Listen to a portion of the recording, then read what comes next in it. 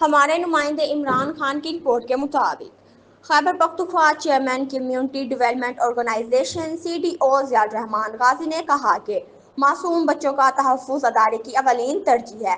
Media سے گفتگو کرتے ہوئے انہوں نے کہا کہ پاکستان میں ہر سال سینکڑوں بچے جنسی تشدد اور قتل جیسے سنگین جرائم ہیں جو ایک المیہ اور قومی ثانیہ ہے۔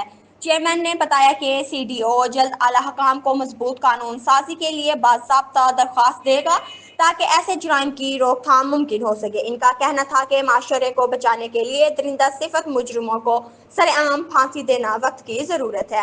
ضیاء الرحمان غازی نے کہا کہ CDO بچوں کے حقوق کے تحفظ کے لیے مسلسل آگاہی مہم چلا رہا ہے اور متاثرہ خاندانوں کو قانونی نفسیاتی سہولتیں فراہم کر رہا ہے۔ انہوں نے سول سوسائٹی، میڈیا اور حکومتی اداروں پر زور دیا کہ سب مل کر عملی اقدامات کریں تاکہ آئندہ نسلیں ایک محفوظ اور پرامن ماحول میں پروان چڑھ سکیں۔